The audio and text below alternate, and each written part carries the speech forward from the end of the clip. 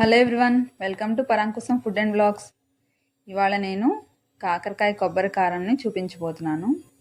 ఇది వేడి వేడి అన్నంలోకి కారం వేసుకుని కొంచెం నెయ్యి వేసుకుని తింటే చాలా బాగుంటుంది. స్టార్ట్ చేసేద్దాం రండి. ముందుగా 1/2 kg కాకరకాయలు తీసుకున్నాను నేను.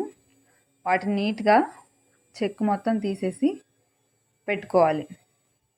చెక్కు బాగా తీస్తేనే చేదు లేకుండా ఉంటుంది. చెక్కు తీసిన కాకరకాయల్ని ముక్కలుగా కట్ చేసుకొని పెట్టుకోవాలి. ముక్కలు మరీ సన్నగా ఉండకూడదు, అలానే లావుగాను ఉండకూడదు. సన్నగా ఉంటే ఏమవుతుందంటే మనం వేసే కారం సరిగ్గా పట్టదు. ముందుగా ప్యాన్ పెట్టుకొని ఆయిల్ వేసుకొని ఆయిల్ హీట్ అయిన తర్వాత కట్ చేసి పెట్టుకున్న కాకరకాయల్ని అందులో వేసుకోవాలి. ఈ కాకరకాయ ముక్కలకు ఆయిల్ పట్టేలాగా ముక్కల్ని కలుపుకొని ఫ్రై చేసుకోవాలి. ఆయిల్ పట్టిన తర్వాత అందులోనే కొంచెం పసుపు, టేస్ట్కి సరిపడా సాల్ట్ వేసుకోవాలి. ఈ కాకరకాయ ముక్కలకి సాల్ట్ సరిపడా వేసేసుకోవాలి. వేసుకొని బాగా కలుపుకొని మూత పెట్టి కుక్ చేసుకోవాలి. మనం ఈ కాకరకాయలు మొత్తంని మీడియం ఫ్లేమ్ మీద పెట్టుకొని కుక్ చేసుకోవాలి. లేదంటే ముక్కలు మనం లావుగా కట్ చేసాం కదా, అవి సరిగ్గా కుక్ అవ్వకుండా మధ్య మధ్యలో చేదుగా కూడా అనిపిస్తాయి. అందుకని మూత పెట్టుకొని మీడియం ఫ్లేమ్లో పెట్టుకొని ఫ్రై చేస్తూ అప్పుడప్పుడు చూస్తూ ఉండాలి. ఇప్పుడు మనం కొబ్బరి కారం ప్రిపేర్ చేసుకోవడానికి మిక్సీ జార్లో 2 స్పూన్లు పుట్నాల పప్పు, కొంచెం ఎండు కొబ్బరి, ఆ పుట్నాల పప్పుకు తగ్గట్టుగా వేసుకోండి.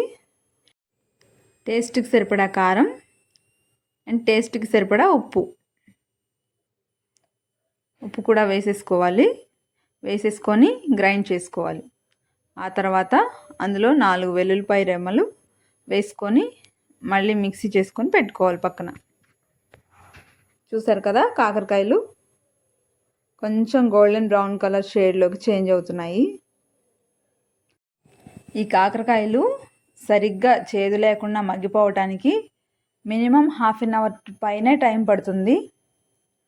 మధ్య మధ్యలో మూత పెట్టుకుంటూ తీసుకొని కలుపుకుంటూ చెక్ చేసుకుంటూ ఫ్రై చేసుకోవాలి. వాటిని గోల్డెన్ బ్రౌన్ షేడ్గా వచ్చేంత వరకు ఫ్రై చేసుకోవాలి. చూసారు కదా, గోల్డెన్ బ్రౌన్ షేడ్ వచ్చింది. ముక్కలు చూసారు కదా, ఈ స్టేజ్లో ఉన్నప్పుడు ఇంకా మూత పెట్టుకోకుండా మూత తీసేసుకొని ఫ్రై చేసుకోవాలి. మీడియం ఫ్లేమ్లో పెట్టుకొని స్టవ్ నిదానంగా ఫ్రై చేసుకోవాలి. అప్పుడే ముక్క కుక్ అవుతుంది అండ్ క్రిస్పీగా కూడా వస్తుంది. చూసారు కదా, ఫుల్లీ బ్రౌనిష్ కలర్కి చేంజ్ అయిన తర్వాత ముక్కలన్నింటినీ కలుపుకొని దగ్గరికి పరుచుకోవాలి. ఆ తర్వాత మనం ప్రిపేర్ చేసుకున్నాం కదా ఆ కొబ్బరి కారంని అందులో వేసేసుకోవాలి. ఇప్పుడు ఈ కొబ్బరి కారంని ముక్కలకు పట్టేంత వరకు సిమ్లో పెట్టుకొని ఫ్రై చేసుకోవాలి. ఇలా ఫ్రై అయిన తర్వాత స్టవ్ ఆఫ్ చేసేసుకోవాలి. లేదంటే కొబ్బరి మాడిపోతుంది. అంతే, ఎంతో టేస్టీ అయిన కాకరకాయ కొబ్బరి కారం రెడీ అయిపోతుంది.